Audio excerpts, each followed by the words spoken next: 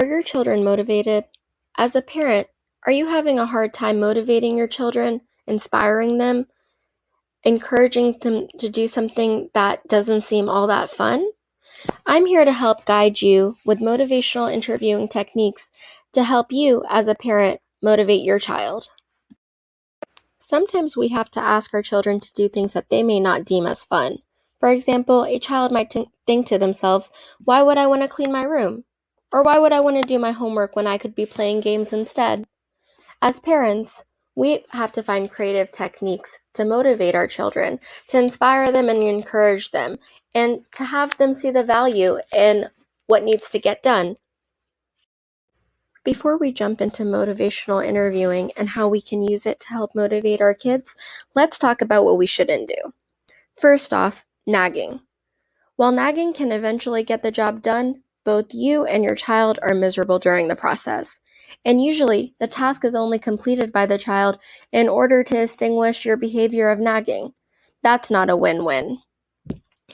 Next, bribery. Note that there is a big difference between bribing someone and rewarding someone. Rewarding someone is giving them something after they've accomplished the task. Bribing someone is promising them something in exchange for them doing the task.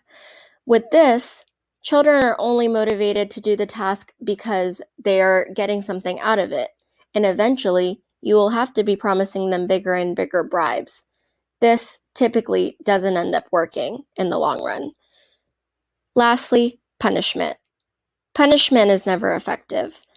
It usually results in short-term effects and isn't pleasant for anyone. There are two types of motivation, intrinsic and extrinsic. As parents, we want to tap into our children's intrinsic motivation. Intrinsic motivation is when your child engages in a behavior to satisfy him or herself, whereas extrinsic motivation is to obtain a reward or avoid a reprimand by others. Research shows that intrinsic motivation is longer lasting and produces a more successful outcome than extrinsic motivation.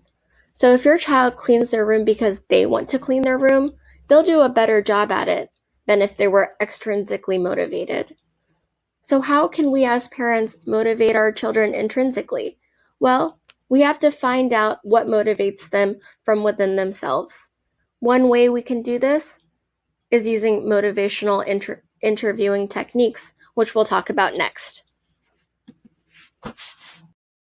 So let's set the ground rules.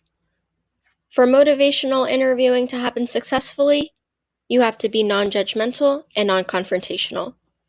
Second, you talk less and they talk more. Which brings us to point 3. You have to listen reflectively. Motivation needs to arise from within your child, not from you. The point is not to persuade your child to do something, but rather it is to get them to see why they should be doing the task. So let's talk about how it's done. First off, try asking your child for permission. By asking them for permission to talk about X, Y, and Z, you're giving them control, free will, and autonomy to engage in the conversation. They are deciding that this is a good time for them and that they feel okay with talking about their feelings regarding a particular topic. Second, there are 2 questions that I'm going to present to you that may help motivate your child. First, you can ask your child, on a scale of 1 to 10, with 1 being not ready at all to 10 being ready at this moment, how ready are you to do X, Y, or Z? Next, ask them, why didn't you pick a lower number? Why these questions are so helpful. So when you ask a child about their readiness to do a task, you're already implying that the task is going to happen at some point or another, and it allows your child to begin thinking and processing about the task and what they might need in order to engage in it. This allows them to start reflecting on their hesitations or what type of support they might need in order to start. Second, when you ask why they didn't pick a lower number, your child will actually be telling you exactly why he or she needs to engage in the task. They will be coming up with their own reasons for why that task is important to get done. This allows them to think for themselves and brainstorm their own reasons and become intrinsically motivated. Let's see all of this at play. Hey Isabel, do you have time to talk right now? Is it okay if we talk about the homework that you have due for next week? Are you sure now's a good time? Perfect, thank you for sitting down with me.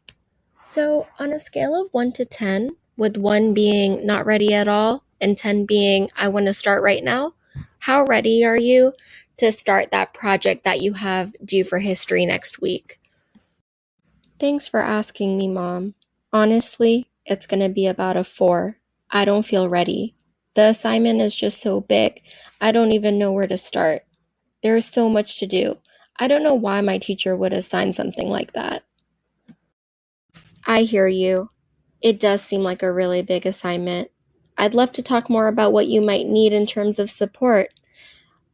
I know you mentioned you're at about a 4 on a scale of 1 to 10. Could you tell me why you didn't pick a lower number? A lower number? Well, I guess I have thought about it, and I guess I'm somewhat ready. I mean, I know that it has to get done. I've been doing really well in history so far, and I wouldn't want to jeopardize my grade. I also know that I can ask my partner Abby for some help, and I know that I have to start by reading chapter 3 in the textbook. Okay, it sounds like you know you can rely on Abby, and you have a starting point with your textbook. I'm hearing you say that you don't want to jeopardize your grade. I hear that that's really important to you, and getting the assignment done is something that you want to do in order to show all the accomplishments that you've already made in this class so far. Yes, that's true. I really do care about the class, and I care about the teacher. I've been doing really well so far, and I want to keep it up.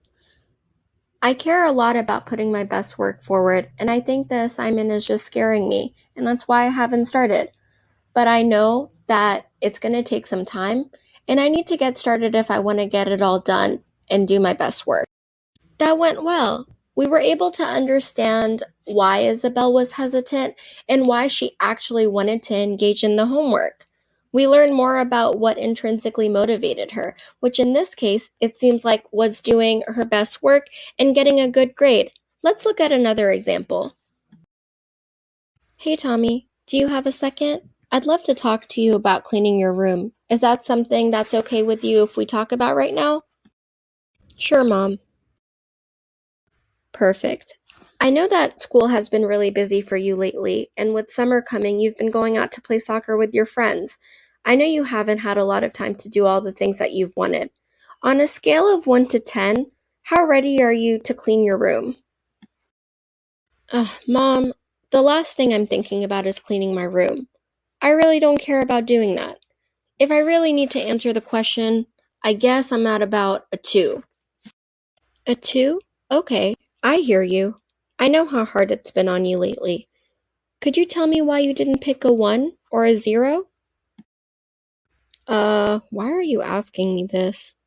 Okay, I guess I didn't pick a 1 or a 0 because, I'll clean my room eventually. I have had a really hard time finding my soccer shoes lately, and if I clean my room, it'll be easier. Okay, I was just wondering. So it sounds like if you clean your room, it might make it easier for you to find things that you've been losing. You might feel more organized, and you can actually spend more time going out and playing soccer rather than looking for your missing stuff. I guess that's true. Hey, what's going on here? Are you trying to trick me into cleaning my own room? Well, I guess we did make some really good points. I would feel a lot better if things were organized. It would save me a ton of time when I'm constantly losing stuff and looking for it before I have to run out of the house. You know what? I might also like my room not smelling like a locker room. Another success. The conversation may not always go as smooth as what we saw here, but this was just to give you some examples. Just remember, try to listen attentively, reflect back what you hear, and the whole aim is to get your children to tap into their own intrinsic motivation and tell you why they want to do something.